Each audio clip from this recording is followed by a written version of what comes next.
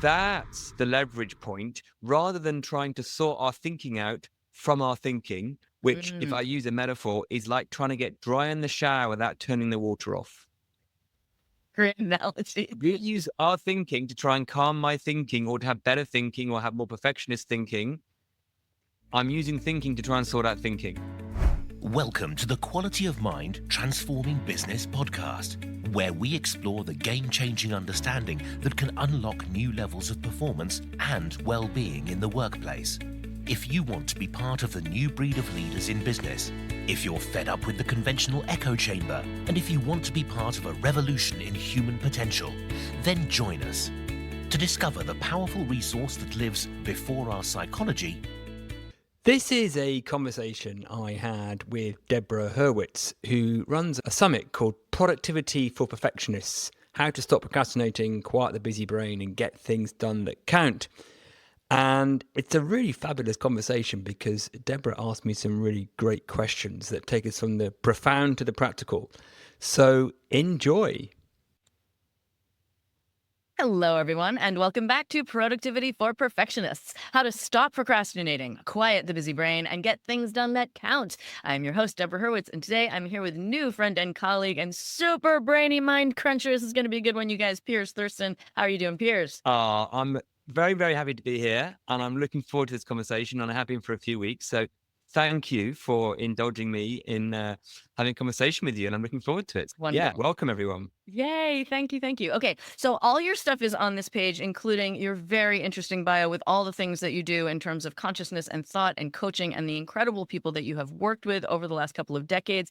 I want to have as much conversation time as possible with you to get into it, so let's just get into it, okay? Yeah. So one of the things I like to get right into is the tactical, practical side of things for our perfectionists who are really looking for, like, what can I do? How can I fix it? And so I just want to jump into the stop procrastinating piece and pull something directly from your website, which is like absolute catnip for the perfectionists in the audience. And you say the problem isn't the problem. Stress, conflict, doubt, they're not what they seem. They're signals, not causes. Quality of mind, which is, of course, your whole brand and headline, points to the hidden assumptions beneath the noise, to what we really are. Of course, perfectionists have tons of fear about that. Oh, crap, what the hell are we, right? And when you see that, pressure dissolves, you say, not through effort, but through insight. So these are all just tantalizing and really appealing looking.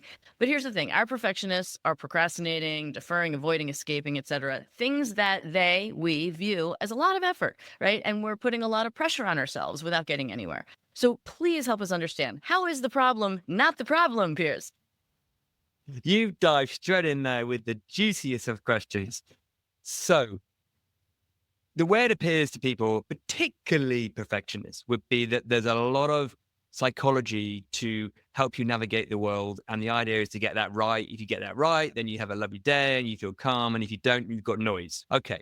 So what we're pointing to with quality of mind and what I call before psychology is to know that there is something there before the noise, before the thinking, before the psychological creation of perception, thought, and sensation. And if we start exploring there, which we don't normally even look at, we don't even know it's there really. If we start looking there, and I can tell you a lot more about that in a mo, that's the leverage point, rather than trying to sort our thinking out from our thinking, which, if I use a metaphor, is like trying to get dry in the shower without turning the water off. Great analogy. We use our thinking to try and calm my thinking, or to have better thinking, or have more perfectionist thinking. I'm using thinking to try and sort out thinking. I can get dry in the shower without turning the water off. That's it doesn't really work. You can't get dry. You can try really hard. You can try and move the towel really fast. You wear the towel out and you get sore arms, right? Yeah. Not to mention the towel gets wet. Yeah, right. So what we're saying is there's this piece of really innocent, invisible misunderstanding about the nature of the human experience, about reality, about consciousness, whatever you want to call it, that once we recognize that and then have some realizations, and this is the key thing, it's not conceptual, it's not just, oh yeah, I learned that in a book, I'll just apply it. This is not application. Now, a lot of perfectionists and people, busy control minds want a do. I want to apply what I've heard Piers say. Right. I've got some really bad news. and good news at the same time. You can't apply this, Yeah. but you can certainly recognize it and then see implication, Implication. Oh, that's very not interesting. application. Mm-hmm. What? So, Yeah. remember when you went to school and they started teaching you about gravity and how that works and things? Right. You didn't apply gravity. It wasn't like you floated to school, had the lesson from the teacher, and then started walking home, and things didn't fall out of your hands. No, you might have started to notice, oh, that's gravity. That's why that plane works and that. And when I let go and the pen drops, and that's the implication. Mm-hmm. So what we're looking at is to see that there's something there before the psychology that once we start exploring that directly, not just through our concepts, we start to recognize it. Now, the most common place we can see this, and anyone can do this, even the perfectionist mind, is Even to a take the perfectionist time. mind. Yeah, Even our right? poor tortured souls. Well, exactly right. And there's a lot of good things about the perfectionist mind, but Yeah. there's also some downside. Oh, right? we'll talk about all that. Yeah. It's busy in there, right? It's If they can find something, listeners, that you are in, let's call it in the zone or flow state. mm-hmm. It could be when you sing, when you dance, when you read a book, when you cook, when you walk, when you chat with your friends, when you're doing a spreadsheet, who knows, right? You're just in that moment where things are just sort of happening. There's just an emergence. And there's not actually, the stuff's getting done, but it doesn't feel really effortful. It's just sort of happening. Yeah. We would say then, oh, I lost myself in my sewing, in my dancing, in my cooking. I lost myself. There's a lot less me going on there. There's still, things are still happening. You're creative, you're resilient, you're making just stuff, you're present. getting stuff done, you're having a Getting good stuff done. experience. right. But there's no me trying to control it. Yeah. Now, people would say, oh, yeah, I can do that when it comes to activity X or Y, but I can't to Z or whatever. Sure. And we think that's, oh, I couldn't do that when I'm cooking a meal for 10 people, but I could do it if I was just doing myself a sandwich or if I was singing a song. And it's going to vary by the person. Now, actually, if you look at tiny kids, I'm talking, 2-year-olds, Yeah. they can be in flow about anything. Yep. Right? They won't have the skills necessarily, but they are so in the moment. Yeah. They've got no me thinking going on. Yeah. So the difference between flow state and the zone and other things isn't actually the thing itself, the activity. It's how much what I call self-identification we've got going on. Mm-hmm. Okay. How much does it look like there's a me here that needs to be something, do something, control something? Yeah. It's Okay, this is great. So now I want to like pull it into the actual like flow of events and the thought structures that's in the audience that right now is going, okay, but how do I stop procrastinating? So I want to call on two things that you said. First of all, well, actually three. Application versus implication, I think, is really important because when you have implication, we're going to get a little geeky now, right? The denotation of implication is what you're talking about. The connotation, what we take words like imply or implication to mean. A perfectionist will hear that and go, what do you mean implication? What does this imply about me? Yeah. If I notice something, now I'm going to notice the implications of it, i.e. how much trouble I'm in or what a big problem this is, right? So I want to get clear on that.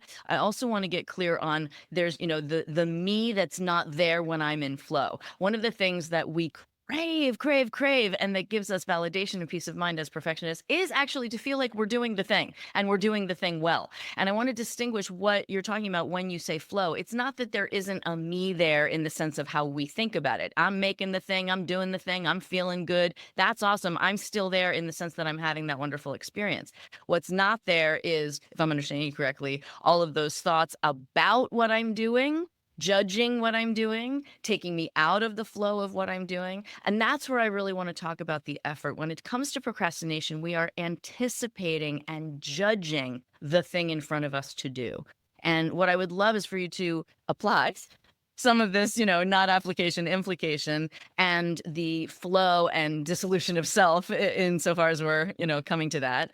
2, I'm approaching the thing. And what I keep doing that yields procrastination is I look at the thing and I look at me and I got a relationship there that's having me go, nope, tomorrow. Yeah. Not now. Yeah. How can we take what you're saying and bring it to that approach?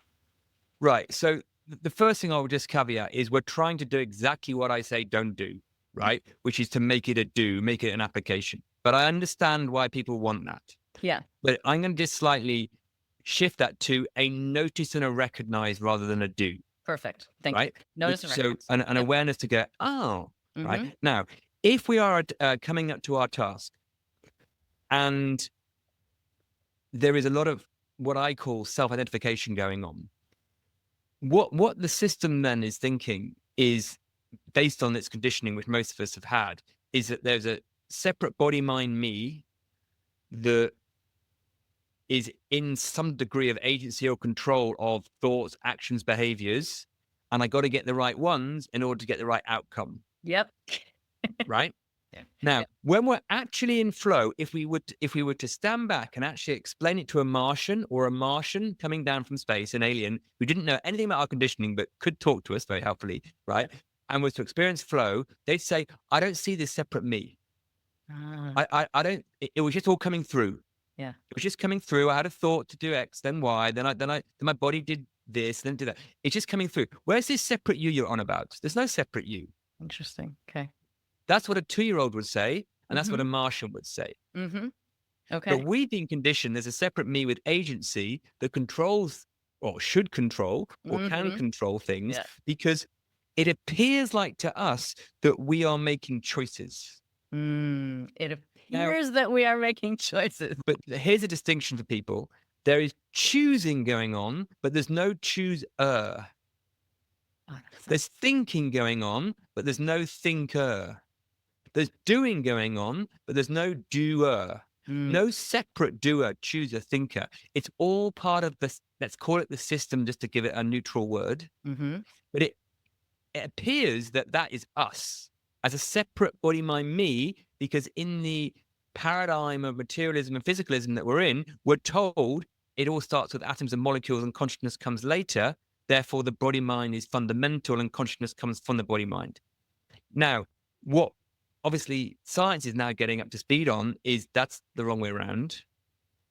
And everything that's happening in the world of matter, the body mind, I'm going a little deep now, is coming from consciousness, and consciousness is primary. Now, what that points to is that actually this appearing me that's doing the singing, the dancing, the running, yes, there's a separate, there's an individuated me. It's not separate. It's still part of the system. And it appears to have its own thoughts, choosing, doings, but actually it's all part of the system. Because the way you can spot this, right, is if you just take a moment at any moment you like and just notice when a thought appears. Let's say you've got a glass of water and a cup of tea in front of you.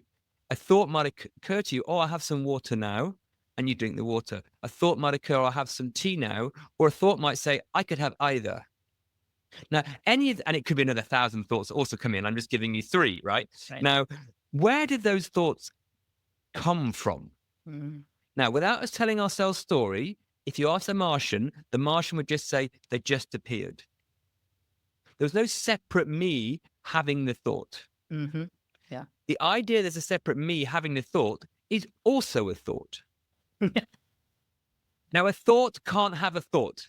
A thought cannot have a thought. So if you have a thought saying, I'm going to have some tomatoes for lunch tomorrow. Yeah. That thought doesn't have a thought saying, and I'll have some mayonnaise with it. They're separate thoughts. There's thought A and thought B. One about tomatoes, one about mayo. So a thought can't have a thought. And the me that we so think we are fundamentally is a thought and a perception. Perception. Do you distinguish perception from thought? Yeah. So I would say the human experience breaks down into 3 words I would give them. I would give them thought, sensation, and perception. Okay. The perception being what we would visual, audio, smell, those kind of things. Like sensuous or sensual kind of thing. Yes. Yeah. Right. Okay. Yes. Like they be physiology. perceptions. Yeah. Right. And then we've got the thoughts. Most people know what that is, internal dialogue. Yep. And then we've got sensations. People might call them feelings.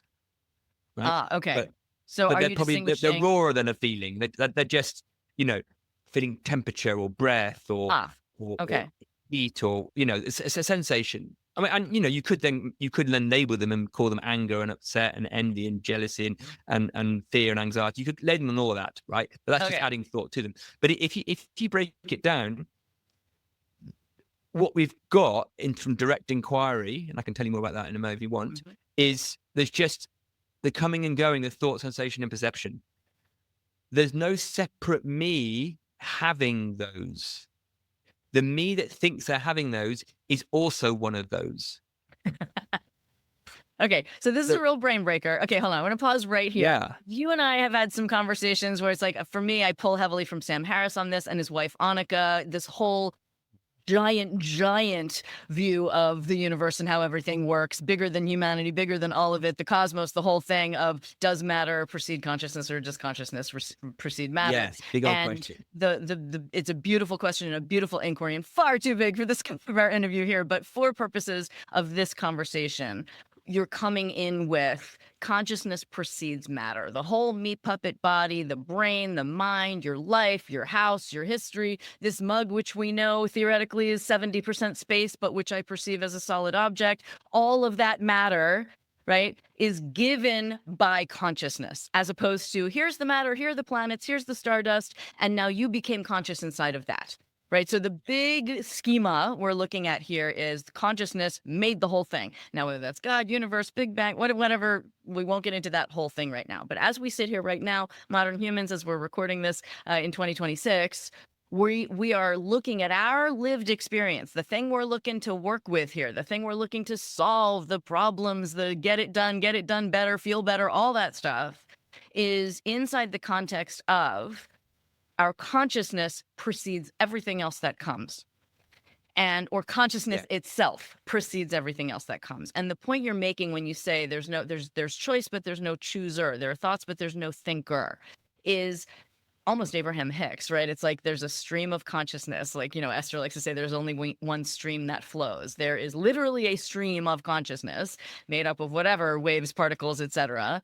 And inside of that are these discrete bodies. I call it the meat puppet body, right? But like this brain making sure this body stays alive through respiration and circulation and nutrition and all the rest of that, right? And that inside of that is this mind and a whole bunch of neural pathways that not only tell me to breathe and tell me to eat and have autonomous functions, but then also give me a bunch of conscious functions.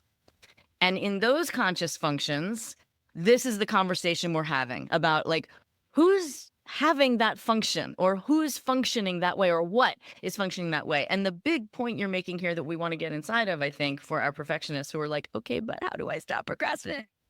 Right? Is the thing you think is so important. Who I am, what I think, what my patterns are, how I work, what is and is not possible for me, all of that is just thoughts that are arising that I'm believing and they're not necessarily true. Yeah. So everything you said, it's absolutely right. And I would then describe the presenting psychology that we have as, and these are just two words, but they might help to distinguish them in a way I use them, is real but never true. Real, right? But never true. Oh.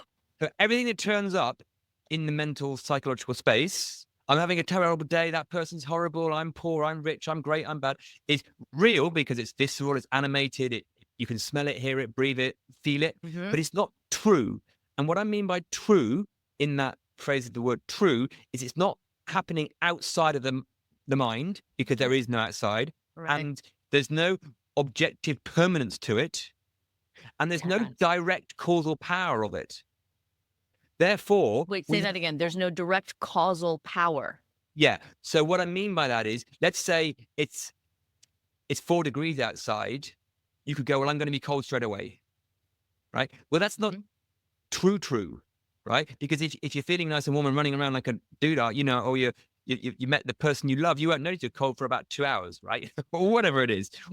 If you lose your job, there's no direct causal power of an event or circumstance as the presenting psychology is doing it to what you are. Okay, this is really important. I want to pause it right here because so much of the time, perfectionists, and I was with you guys on this for a very long time, which is why I do this summit, right, is we have a really strong narrative that needs to stay unassailable. There are really good reasons for everything that's happening. The circumstances are determining whether I can or can't. And if I didn't do something, it's because of something out there that made it impossible and I couldn't possibly, right? These are the sorts of things I call the unassailable narrative. And of course, it completely disempowers us, because if you're at effect of your circumstances, you're pretty fucked in terms of, getting stuff done in life, because the circumstances will always be showing up. Yeah, but there's better news, right?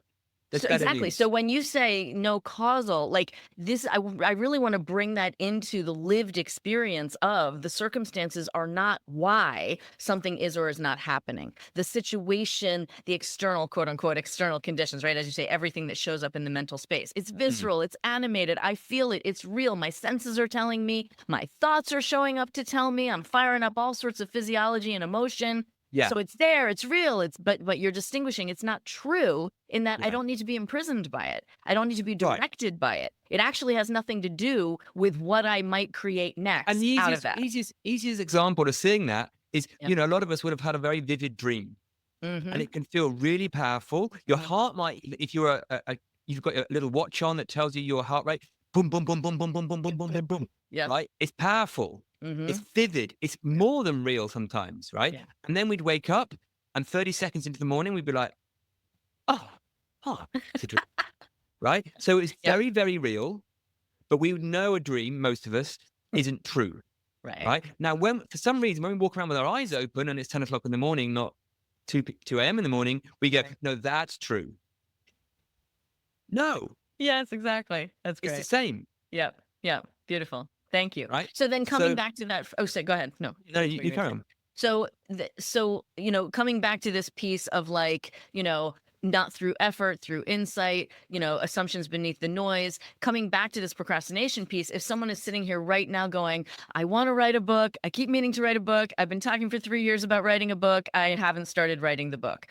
What is a way that we can put all of this into context? Like, I'm just thinking something as simple as all of those things I just said are thoughts that might feel real, but are not necessarily true. So here's a really kind piece of intelligence of the system. Great. So the system is telling us, informing us how much we want to buy into our thinking.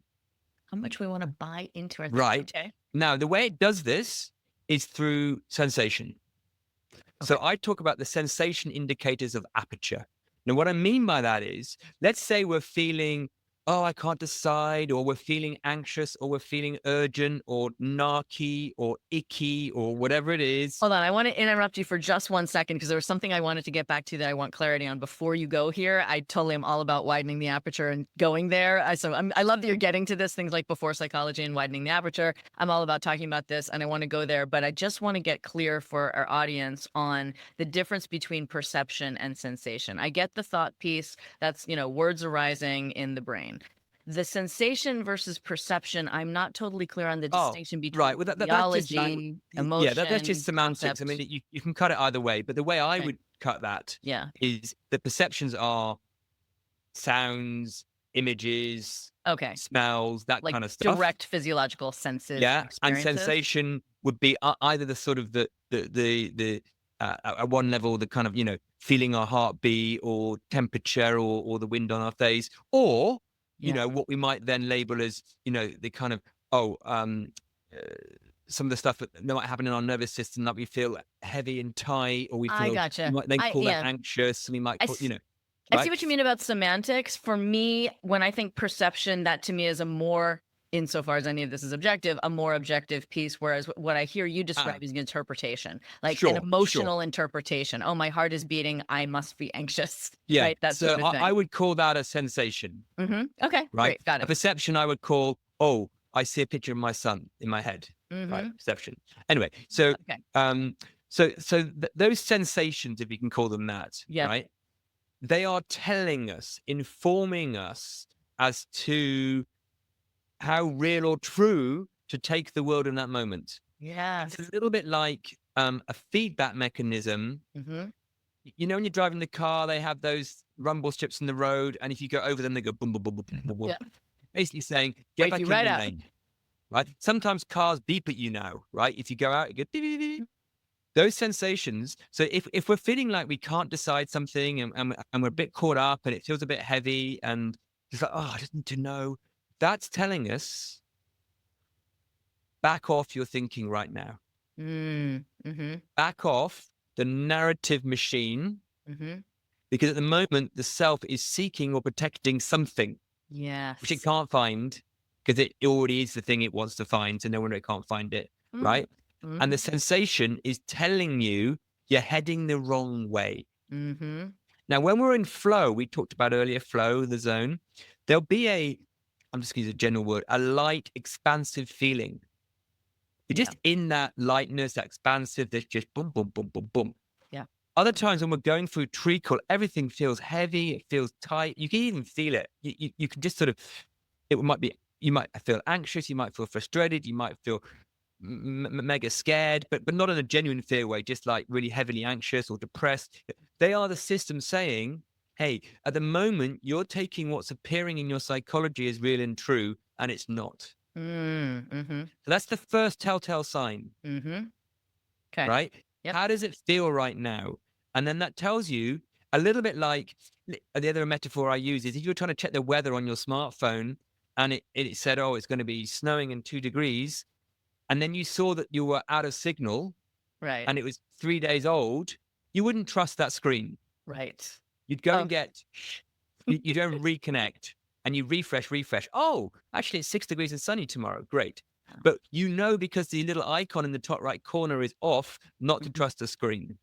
So what I'm saying is that when the sensations are heavy, icky, or very, very much high breathing, the vagus nerve, right? That's saying don't buy into your system right now. It's being an unreliable narrator. Unreliable narrator. Thank you. Yeah. Okay, great. This is awesome. So now let's get really into that moment. So sensations are heavy, icky, nervous system activated, fight, flight, freeze, fawn, fold. We got all the F's out there, right? Right. So let's say I intellectually know this is a 3-day-old weather report, not to be trusted. I need to check into what is current. Currently, I've got sensations that are telling me to run screaming for the hills. Intellectually, I might say, okay, I buy it. I'm an unreliable narrator. But what I have in my body is a hell fucking no. So in that moment, even though I intellectually might know, I might not have access intellectually to that knowledge. What I'm in is a nervous system response where my body is on high alert for survival and isn't recognizing that it's just a scary email, not a saber-toothed tiger. Yeah. So now what do I do? Well, that's where I think a lot of us have innocently been conditioned not to feel ourselves from feeling in 2 ways. Yeah. Either through those lovely devices or those substances we take. That's one way we don't feel, right? We get on our phones or we have a cookie, or we think our feelings rather than feel them. So we conceptualize them. Right? This is so fascinating. Like we conceptualize our feelings rather than actually feel them. So we can talk about them. Oh, I'm very anxious. I'm very afraid. But we've conceptualized them rather than do what the 2-year-old would do. Feel it. Feel it all the way. I have this phrase I call lean in to the sensation. We are designed to feel. We are feeling proof. We actually love feeling, which is why we pay to go to a horror movie or to go to a roller coaster park or we love feeling. Yeah. Right. And we are feeling proof. There's not a single feeling out there we're not designed to have.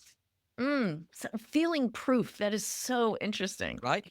And all we have to do, the best way I get clients to practice this, we play a little game, go to the shower, turn it to cold. And to start with, the mind is going to go, turn it back round, turn it back, get out. And the mind will make a noise because it will notice the difference in sensation. Yeah. Now, all you have to do is just be present to that sensation. Even 15 seconds, 10, 15 seconds. Yeah. Then weirdly, it starts feeling less cold. Yeah. Right? Now you should be getting colder and colder by the second, right? No, actually, if you lean into the sensation, just be alive to the sensation, just notice its sensation, actually accept, welcome, allow any sensation, ignore all the noisy mind going, it's too cold, I can't do it, I can only do 10, 13 seconds. Right. Ignore, let all that flicker away. Don't try and chase those thoughts away, because if you try and chase them away, you're actually giving them power by resisting, right? So you just let them flicker away, the noisy narrator. Yeah. But you actually allow sensation. Yeah. What that happens is that gets consciousness back to being dynamic again, right? By actually feeling rather than conceptualizing or feeling or distracting yourself. And then before you know it, you're like the 2-year-old in the tantrum. You've You've gone through it. That's it. And then what happens at the end of that is the aperture is a little more open, and then something new may occur to you about the thing that you were stressing about or procrastinating about, or it may not, but actually you'll be okay with not knowing. Well, okay with not knowing is a whole other ball of wax. We'll get to that in a moment. But you're right, because the reason we're not okay with not knowing is because that pretending separate me thinks it needs to know. Sure. Okay. Wait, we'll come to that in a second. That's a juicy That's another one, too. right? I have so many things I want to ask about. All right, it's going to be a longer interview, you guys. Okay. So first of all, I want to capture such important information, especially for the perfectionists. And of course, I'm laughing as I say information, right? Because it's, let me learn and apply. No, like actually get it. Yeah. So you're not trying to Cross-knowledge. apply something you've learned here, but actually feel into the truth of this or what's available to you in lived experience, right? To feel the feeling. So many times we are, especially as perfectionists, we're so avoiding the feeling because feelings, as you say, we go into the perception of the feeling. We go into an interpretation or a story about the feeling, and then that creates feelings like or states like shame, guilt, and then that has us run screaming for the hills. And so, the procrastination becomes not about the thing we're doing or about us at all, whether there's an us or not, but what we think is happening and how we believe that and how we think that matters and how we think it's not changeable. And all of that can be dropped if we actually get into the physiology of whatever the emotion is, the sensation itself, as you say. I love Jill Bolte Taylor, Whole Brain Living. She's a great proponent of working with the 90-second circuitry of an emotion. If you don't re-trigger it with more thoughts and perceptions, as you're talking about, it moves through and you're done. Right. And then you got whatever's next. With you on that one. Absolutely. Yeah, it's beautiful. Really nice work. Okay, we're going to come back to all the other things you said in a second, but I just want to get to this busy brain piece because we've been talking about busy brain, but I want to dive right into it. And you about the busy brain, you say in your website, less control, more flow. If you're busy wrestling your thoughts and emotions, life can feel hard. Quality of mind points upstream before psychology. We've just talked about before psychology. I want to talk more about upstream, where ease and flow already live. No hacks, no heavy lifting, just more ease. So, of course, this sounds amazing. And we're all walking around with our busy brains, trying to figure out how to calm our busy brains with our spa days and our self-care and our figure this out and our communication styles and whatever the fuck else. Right. And so I would like to really dig into what is upstream of the busy brain that we are currently experiencing on the daily. Like, what does that actually look like if I'm going, okay, got a really busy brain, lots of thoughts, can't stop them. What's up there? What's up there? So what's up there is absolutely nothing. Now, that sounds like, what do you mean, nothing? Right. No thing. No. There is no psychology. It's the space psychology arises in. Mm-hmm. Okay. Got it. So if you could imagine the sky without any weather, no such thing really. Right. Because they're merged the whole time. Right. But the sky is the container and the weather comes and goes. Got it. Okay. Now, the weather can never, ever damage the sky. The worst storm ever does not damage your sky. Right. Right. Okay. Now, in little moments, and it can just be a microsecond, we can notice, let's call it the space before thought, the space before perception. We can just recognize, but it's so fleeting. There's no big trumpet blowing or anything like that. Because as soon as we go, I found it, you've lost it. Right? So, that moment sometimes maybe you're just staring into a sunset or something. Yeah. Right. And your friend goes, isn't this great? And you're like, well, it was till you said that. Yeah. You just dissolved into, trite word coming up, the oneness of the experience. Yeah. There was no me. I'm watching the sunset now. Isn't it lovely? Right. Mm-hmm. So there's nothing there really, but everything's there. Yeah. Because what in that moment, it is.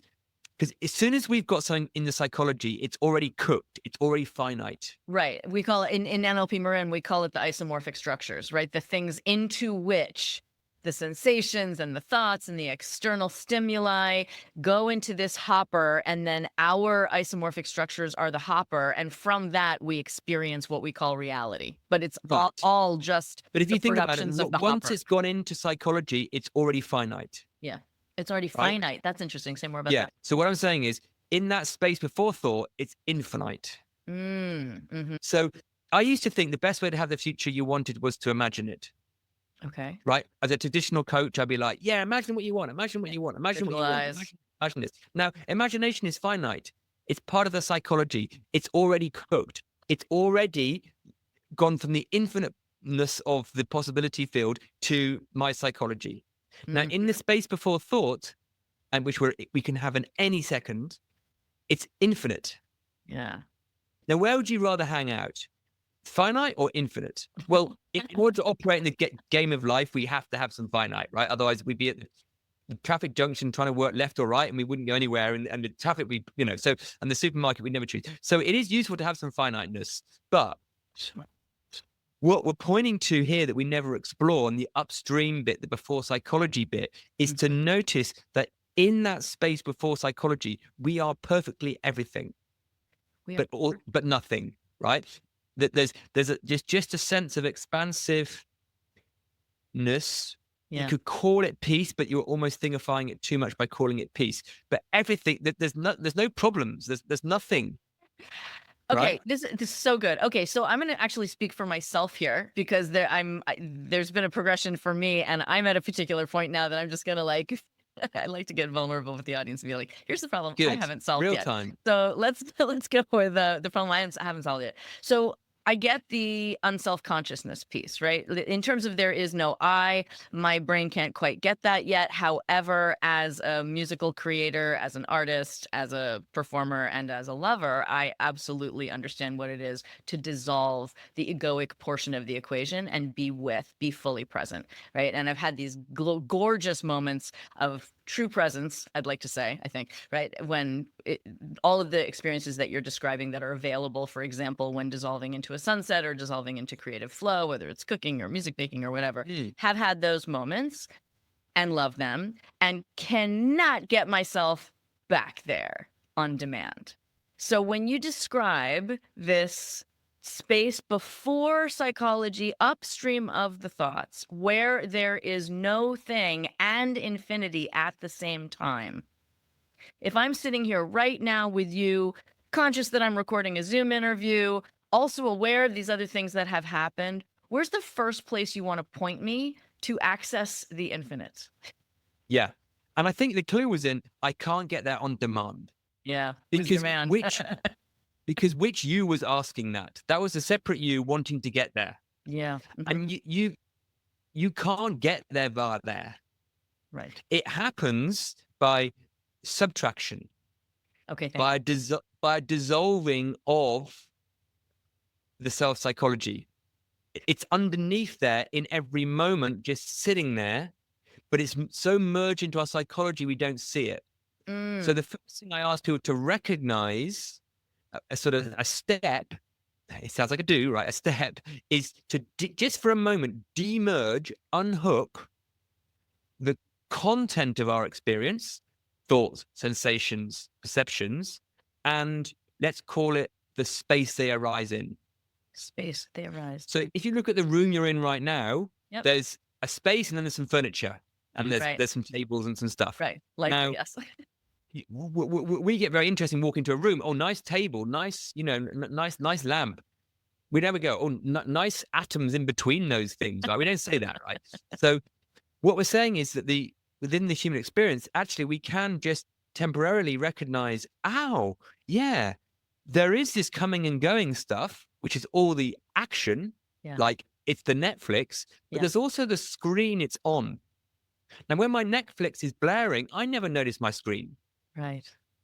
I'm looking at the characters, having fun, and I'm, enjoying it. Now, then I turn this Netflix off and I go to bed. I don't go, there's my screen, right? So what we just want to spot is, and this is just, you can spend 10 seconds every couple of hours just spotting this, right, to start with. Oh, yeah, there's what comes and goes, and there's what's there before. And a really great question to ask ourselves is, what is it about us that is consistent, eternal, and universal? What is it about us that never, ever comes and goes? Now, the way to ask yourself that question isn't to intellectually dive into it, because you will go bonkers. You will. Intellectually, you could spend hours, days, decades doing that. Instead, just go to what I call direct experience.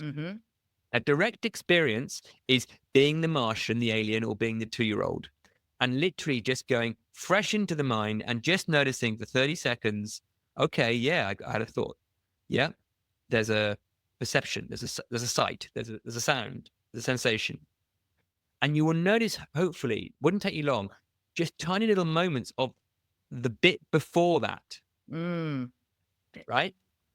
And when we notice that, the bit that comes and goes in. Now, this is what I love, right? It's so ordinary that we don't notice it, but actually it's extraordinary, hence the word extraordinary, if you want to play on that. I love that play, right? Because when we are in that very space, we've got everything we ever wanted. Until the thinking mind comes in and says, but I haven't got enough money in the bank account. But the thinking mind has to come in to say that in order to go, oh, you're quite right. But in the moment, right? In the moment of that space, we are complete. I just want to let that one land for a second. Sorry, go ahead.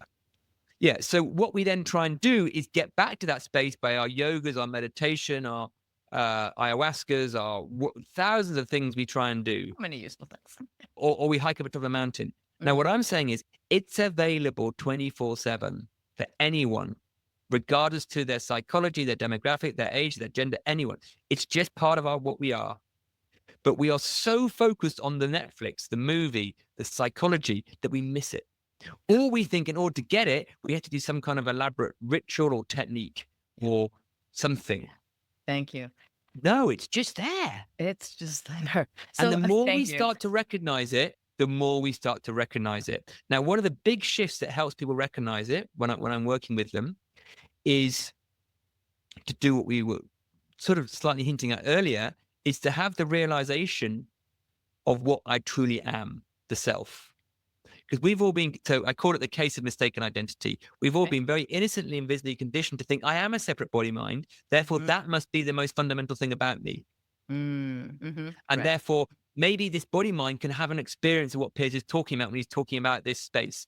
No, the Piers can't actually experience that. Right. I love this innocent, invisible misunderstanding. This is, oh God, we could talk for 3 hours about this. I'm gonna call it here because there's we'll have to do a part 2 podcast maybe. Yeah, we're going to do a part 2. I think we got to do a part 2 because there's so much here to continue to dig into. But I want to wrap this up just by I invite you guys listen to this again. Yeah. That's number one, because there's a lot here. And number two, this last piece to me just captures so much of the rest of it. And I want to just invite our audience to feel into this notion of the before psychology piece, widening the aperture of our consciousness, that every time you think, oh, how do I do that thing they just talked about? Or how do I fix that problem with me that will then give me the thing they're talking about? Like every time you start to go there, because we're, as you said, we're so conditioned. We have an innocent, invisible misunderstanding, and we've been conditioned to think our feelings rather than feel them, right? And we've been conditioned to believe all these things that arise as being real and being distinctly me. And here's the very important thing that I need to handle, and the trauma that I need to resolve, and all of these things that keep me from doing the thing I mean to do, or paying attention to what matters to me, or whatever it is, right? And that in this moment that you're in, the last minute that you were speaking, I got a chance to really feel into, oh wait, if I actually allow myself to relax all of the incessant questions and dramas surrounding the how-to of all of this, and just feel into what is there without me trying or fixing anything, something shows up. That's the recognition. Spot on. And I really appreciate that. That anyone can have a little sense of taste of that. And that's what I invite people to. A little taste of bliss. And that's what on the little audio program I do, or the Full Striving to Thriving, that's what we point to. And we get people to start to, because it goes what I call from invisible to subtle to obvious. Oh, I love that. That's the start when people are going, what are they on about? What are they on about this space before psychology? It doesn't make any sense. Then you get a little, oh, there it is. Yeah. If you enjoyed listening to this podcast and want to know more, check out our website at qualityofmind.biz. And also, feel free to reach out and leave us a review or a comment.